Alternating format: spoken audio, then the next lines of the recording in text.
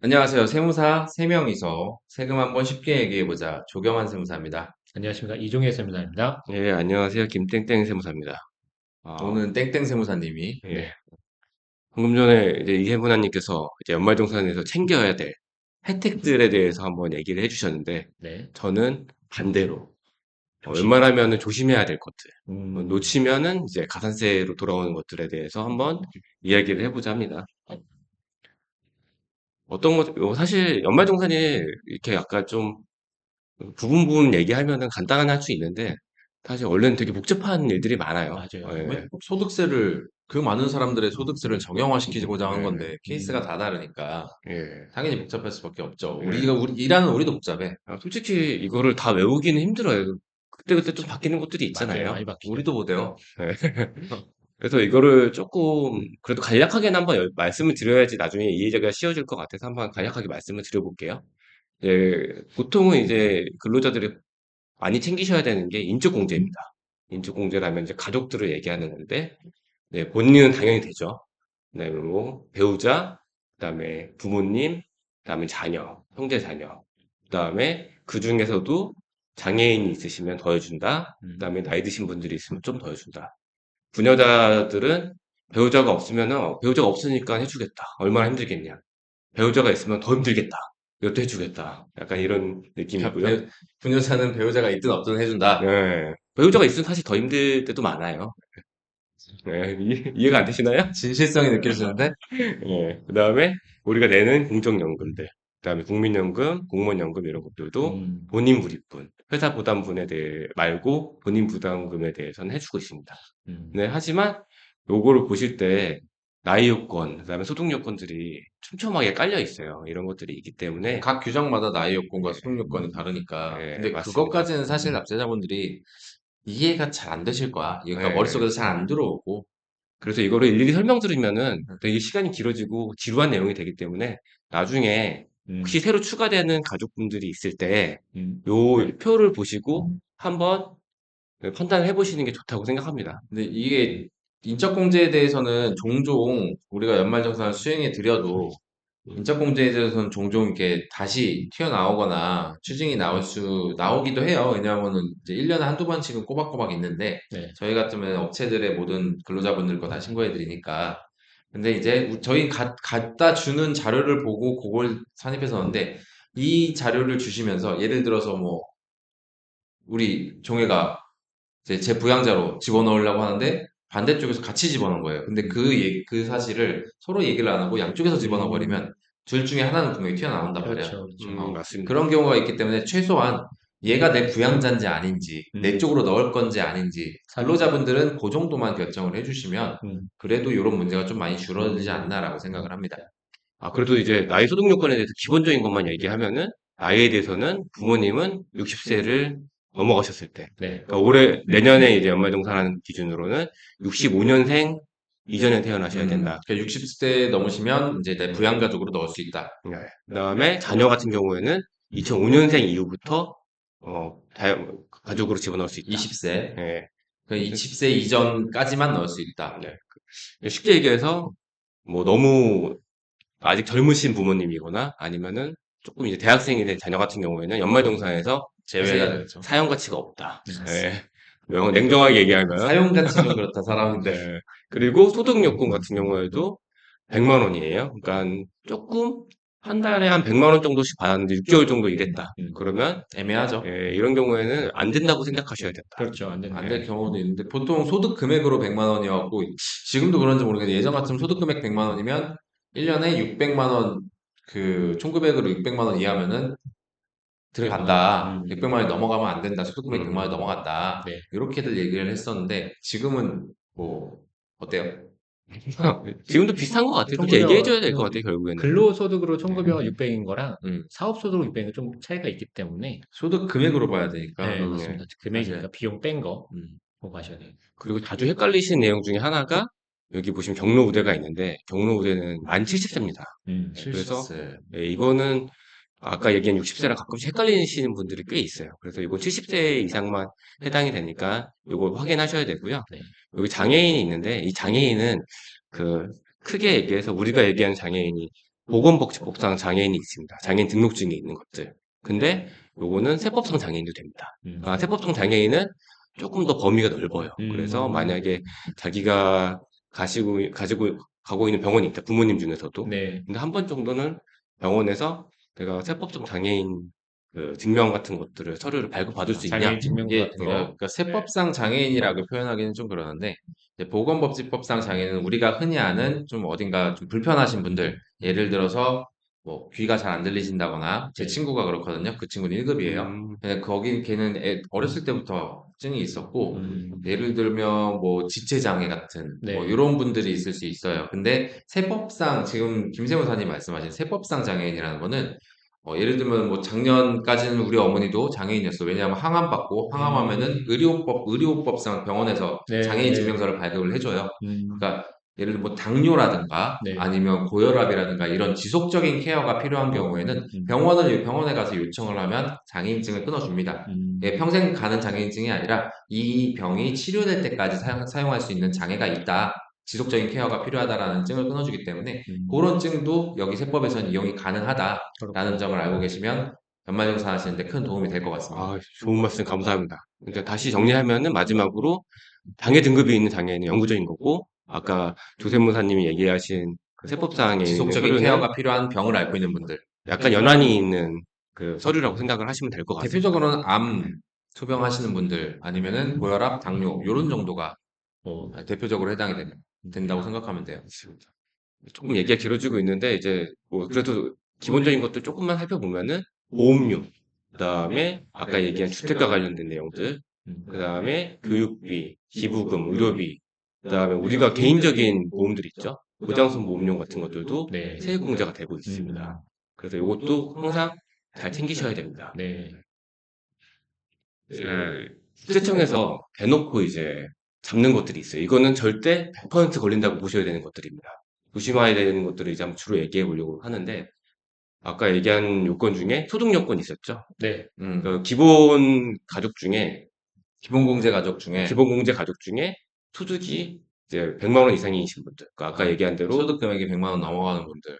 뭐 아까 한 근로를 꾸준히 한 5, 6개월 이상 하셨던 분들은 거의 해당되신다고 봐야 돼요. 근데 이게 상당히 애매해. 가족들이 어디 가서 일한 거를 내가 다 체크하고 다니는 것도 아닌데. 작년에 신고를 해보니까 딱 뜨더라고요. 아, 그래? 떠요. 인적공개 넣었는데 이 사람 소득이 얼마 있다 안 된다라고 떠요. 잘 돼 있다. 요즘 신고할 때 뜨더라고요. 예. 잘 돼 있다. 그래도 이게 신고가 일어나요. 가족끼리 얘기 항상 한번 해보셔야 돼요. 맞습니다. 예. 근데 보통 저는 어떤 경우를 많이 봤냐면 회사 다니신 분들 중에 아내분이 학교 같은 데서 이제 근로를 하는데 그게 한 6개월 정도 일을 하셨어요. 근데 안 알려주세요. 남편분들한테. 비자금. 비자금. 그래서 이게 나중에 좀 부부싸움에 씨앗이 되는 경우도 조금 많습니다. 그럴 수도 있구나. 예. 그리고 부양가족 중복공제. 아까 얘기한 조세무사님 얘기하시는 거죠. 매년 나와. 예, 형제끼리 항상 꼭 얘기를 잘 해보셔야 됩니다. 부모님을 내가 부모님 같은 넣겠다. 경우도 그렇고. 올해는 내가 넣겠다. 내년엔 너가 넣어라. 매년 예. 이제 한 1, 2년씩 해가지고 매년 나와. 국민연금이나 그것이- 이게 타신 분들은 또 안 되죠? 부모님이 60세 넘거나 이래도. 안 되죠. 우리 어머니 아버지 안 되잖아.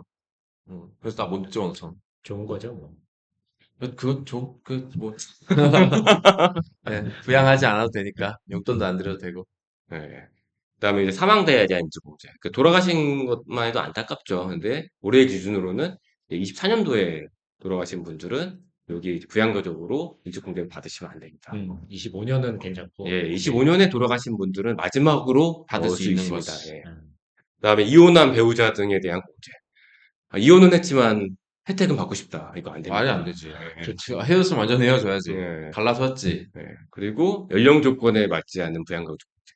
아까 얘기한 20세가 넘어가신 자녀분들, 이런 분들 안 됩니다. 그다음에 교육비, 의료비에 대한 중복 공제. 이런 것들도 당연히 안 이제 되죠. 형제 자매들끼리 잘 협의를 해서 한 명만 넣으셔야 됩니다. 그렇죠. 그리고 주택자금 과다 공제. 아, 아까 얘기한 대로 5억에서 6억으로 바뀌셨다 그랬네요. 네. 맞죠? 그런 것들 초과한 주택. 그러니까 취득 시기로 판단하죠, 이거 네. 보통은. 근데 한번 넣어보라고 얘기하셨는데 그거는 사실 가치 판단의 문제입니다. 걸릴지 안 걸릴지에 대해서는. 근데 저는 이미 요 주택자금 벌 받고 나중에 음. 경정 청구하는 것도 사실 귀찮거든. 네, 맞아요. 근데 까먹죠. 넣었다가 안 되면 토해내는데 더 네. 토해내야 되잖아. 참 이, 애매해. 이 리스트에 있다는 거는 국세청에서 100% 전수 체크를 교토한다는 한다는 얘기입니다. 거. 요거는 국세청에서 연말정산이 사실 국세청에서 점검하기 되게 어려운 사항이에요. 왜냐하면 근로자 너무 2천만 많기 정도 때문에, 되죠. 그렇죠. 이걸 다 봐야 되기 때문에. 근데 하지만 요 10개에 대해서는 무조건 보겠다라고 이렇게 음. 공시를 한 겁니다. 그다음에 유주택에서도 주택자금 공제, 월세의 공제 받는 거. 아까 조세무사님 말씀하셨죠. 안 됩니다. 예. 아, 근데 여기 있네요. 장기주택 저당 차입금 이자 상환액은 1주택자도 받을 수 있습니다. 네. 그다음에 교육비 과다 공제. 대학원은 안 되죠. 대학교까지 됩니다. 자녀에 대해서 학비는. 아, 원은 안 네, 되는 대학 원은 안 되는구나. 몰라. 본인은 대학원 되는 걸로 알고 있어요. 아, 맞아요. 본인 본인은. 것만. 900만 원까지 되나 했던 것 같은데요. 아, 그럼 우리 와이프 보낸 거 안 되겠구나. 아, 안타깝습니다. 이게 대학원 학비가 비싼데. 나는 못 갔는데. 내년에 같이 접수일 놓쳐가지고. 네. 그다음에 자녀 교육비를 맞벌이 부부가 중복을 공제하는 그렇죠. 이것도 안 됩니다.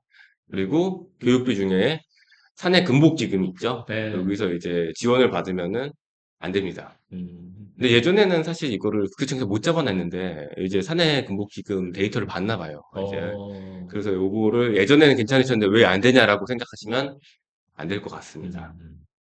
그다음에 의료비 과다 공제. 그러니까 보통은 이제 의료비는 이제 딱 뜨죠. 연말정산 그 간소화 최종화 사이트에서 금액이 자료를 받으면. 뜨더라고요. 근데 이제 같이 뜨는 게 있습니다. 이제 실손보험에서 이제 환급받은 보험 네. 의료비는 같이 뜹니다. 아, 그러면 네. 그것도 꼭 제외하고 해야겠네. 그래서 자금 의료비를 문제여야 돼요. 300만 원 냈는데 실손으로 한 200만 원 받았다. 그럼 100만 원만 와. 의료비로 내셔야 됩니다. 이거는 맞아요. 데이터로 이제 체크가 되는 상황이기 때문에 무조건 차감해서 넣으셔야 됩니다. 맞아요. 예. 이거 안 하면은 100% 토해내게 됩니다. 그다음에 10번 중소기업 취업자 감면. 이거는 사실 저 토해내는 건 못 봤어요. 맞아요. 예. 예, 여하튼 감면 대상 업종에 한해서만 감면 신청하도록 돼 전문 있습니다. 서비스도 안 돼요. 조경호 선생님도 안 되시네요. 안타깝습니다. 되는 게. 우리 회계법인 같으면 중소기업으로 분류가 안 되잖아. 애초에. 근데 전문 서비스업이잖아요. 그러니까 분류가 안 되잖아. 중소기업 취업자가 아니잖아. 그건. 청년 지원금 이런 거 되지 않나요? 내가 청년이야? 아니, 그냥 예를 들어서 말씀드린 거. 그런 건 되겠지. 근데 중소기업을 대상으로 하는 감면 종류는 음. 회계세무 종사자들은 관련이 없는 걸로 나는 그렇게 중소기업 세액 알고 가면 있어서. 어. 이제 한번 이제 불이익에 대해서 국세청이 100% 잡는 불이익에 대해서 얘기해봤고 네. 연말정산 끝나고 이제 추가로 할 수 있는 거죠. 만약에 누락했거나 이런 것들이 있다. 중요한 이거. 예. 연말정산 할 때 누락한 소득세 공제를 나중에 받을 수 있냐? 우리가 알고 있는 건 그해에 연도면은 5월달에 소득세 신고를 하시면 된다. 그렇죠. 그러면 추가로 그다음에 공제나 세액 공제 받을 수 있다. 근데 본인이 홈택스 가서 하시기는 어렵다라고 생각을 하실 거고, 네. 이거를 돈 주고 맡기기에는 굳이라고 생각을 하실 그렇죠. 거고, 이것도 약간 딜레마기는 해. 홈택스가 그렇게 쉽지는 않아. 맞아요. 근데 5년치를 그렇게 보내시면 5년치 합산하면 금액이 상당합니다. 그게 되는지 안 되는지 검토를 하려면 일단은 뭔가에 돈이 들어간다는 노력과 비용이 들어간다는 소리잖아. 맞아요. 그냥 그 결심 자체가 쉽지가 않다는 거죠. 근로자분들 같은 경우. 맞습니다. 헷갈리시면 항상 저희한테 꼭 상담 부탁드리겠습니다. 무료 상담 해주나요? 상담은 무료죠. 네. 네. 오, 무료 상담은 상담은 무료. 네. 조기. 네, 무료 상담 조기. 네. 근데 헷갈리실 수 있는 부분이 이번에 실무를 해보니까 작년에 보통 근로자들은 소득세 신고를 안 하고 연말정산으로 끝나시죠. 네. 그러면은 이제 5년치에 대해서는 과거에 누락된 게 있으면은 이제 저희 홈택스에서 직접 받으실 수 있습니다. 근데 요거는 만약에 소득세 신고를 안 하셨다면은 보통 이제 연말정산에 대해서 그 회사에서 지급명세서 근로자 각각의 개별에 대해서 지급명세를 제출하는 게 2월 말 3월 초죠. 네. 보통은. 근데 그러면 5월 31일까지가 아닙니다. 그래서 만약에 내년에 이 상황을 깨달으시고 5년에 대해서 경정청구를 진행하시겠다. 그러면은 21년 분이 있으면은 26년 2월 말까지는 경정을 진행하셔야 됩니다. 5월이 아닙니다. 기간이 있으니까. 네, 이거는 홈택스에서 전산으로 오류 처리를 내더라고요. 이미 시간이 지났다. 그다음에 이거는 이제 못 받은 거에 대해서 추가로 받는 거에 대해서 얘기를 해봤고요.